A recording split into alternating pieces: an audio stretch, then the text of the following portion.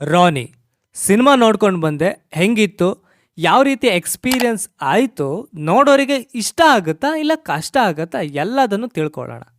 ಈ ರೌಡಿಸಮ್ ನನ್ನ ತಟ್ಟೆ ಊಟ ಅಲ್ಲ. ನಾನು ಮಾಡಿದ ತಪ್ಪಿಗೆ ಶಿಕ್ಷೆ ಅನುಭವಿಸಿದ್ದೀನಿ. ನನ್ನ ದಾರಿ ನಾನು ಬಿಟ್ಬಿಡಿ. ಸಿನಿಮಾದ ಒನ್ ಲೈನ್ ಸ್ಟೋರಿ ಬಗ್ಗೆ ಹೇಳಬೇಕು ಅಂದರೆ, ರಾನಿಗೆ ತಾನೊಬ್ಬ ನಟ ಆಗಬೇಕು ಅಂತ ತುಂಬ ಆಸೆ ಇರುತ್ತೆ.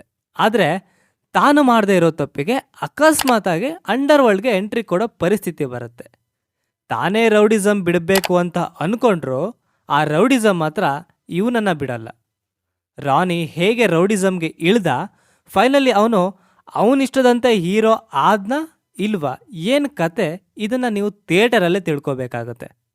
ಇನ್ನು ಸಿನಿಮಾದ ಮೇಕಿಂಗ್ ಬಗ್ಗೆ ಮಾತಾಡೋದಾದರೆ, ಗುರುತೇಜ್ ಶೆಟ್ಟಿ ಡೈರೆಕ್ಟ್ ಮಾಡಿ ಕಿರಣ್ ರಾಜ್ ಮೇಯ್ನ್ ಲೀಡಲ್ಲಿ ಆ್ಯಕ್ಟ್ ಮಾಡಿರುವಂಥ ಸಿನಿಮಾದಲ್ಲಿ ರವಿಶಂಕರ್ ಮತ್ತು ಯಶ್ ಶೆಟ್ಟಿ ನೆಗೆಟಿವ್ ರೋಲಲ್ಲಿ ಕಾಣಿಸ್ಕೊಳ್ತಾರೆ. ಆದರೆ ಇವರ ಈ ನೆಗೆಟಿವ್ ರೋಲ್ ಅಷ್ಟು ಇಂಪ್ಯಾಕ್ಟ್ ಮಾಡ್ತಿಲ್ಲ ಅಂತ ಅನ್ನಿಸ್ತು.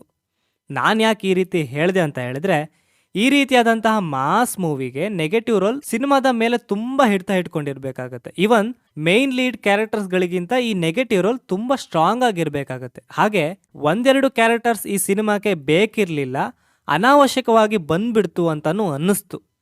ಈ ಎರಡು ವಿಚಾರನ ಬಿಟ್ಟರೆ ಐ ಥಿಂಕ್ ಮೂವಿಲಿ ಏನು ತೊಂದರೆ ಇಲ್ಲ. ಆರಾಮಾಗಿ ಫ್ಯಾಮಿಲಿ ಆಡಿಯನ್ಸ್ ಸಮೇತ ಯಾರು ಬೇಕಾದರೂ ಈ ಮೂವಿನ ಥಿಯೇಟರಲ್ಲಿ ಎಂಜಾಯ್ ಮಾಡಬಹುದು.